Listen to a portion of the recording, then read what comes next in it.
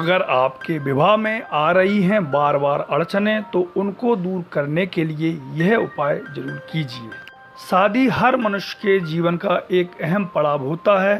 कई बार ऐसे स्थिति हो जाती है कि इस शुभ कार्य में समस्या आती है और युवक और युवतियों को उनका मनपसंद साथी नहीं मिल पाता है। यही कारण है कि शादी में विलंब होता है। कभी कभी तो शादी की बात बनते बनते बिगड़ जाती है, लेकिन इन समस्याओं से परेशान होने की ज़रूरत नहीं है, क्योंकि वास्तु के जरिए आप इन समस्याओं का समाधान करा सकते हैं, जिससे आपका विवाह जल्द से जल्द हो सकता है। इसके लिए आपको कुछ विशेष उपाय करने होंगे। तो मित्रों, कोई भी घर या कार्यालय तिराहे, कहने का मतलब टी पॉइंट पर नहीं होना चाहिए। इससे वैवाहिक जीवन में दुख पैदा होता है। जिस लड़की का विवाह होने वाला हो उसका बेडरूम वायव्य कोण में रखना चाहिए और उसका बिस्तर पश्चिम दीवार से लगा हुआ होना चाहिए।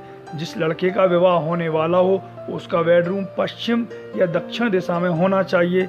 जब कोई विवाह हेतु देखने आए तो इस प्रकार बैठें कि उसका मुख उत्तर दिशा की ओर हो। घर पर पलंग को इस प्रकार रख लें कि वह दोनों या तीनों ओर से प्रयोग में लाया जा सके। ध्यान रहे, पलंग को दीवार के साथ चिपका कर न रखें। घर के मुख्य द्वार पर घोड़े की नाल लगा सकते हैं, इससे सौभाग्य में वृद्धि होती है। घर पर फिश पॉट हो तो उसमें गोल्ड, लाल, काले रंग की फिश रखनी चाहिए, इससे सौभाग्य में वृद्धि होगी। घर के द्वार पर जूते, चप्पल आदि नहीं उतारने चाहिए, यह विवाह के लिए अशुभ माने जाते हैं।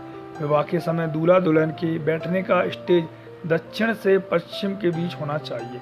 प्रयास करें दूल्हा दुल्हन पूर्व की ओर मुख करके बैठें।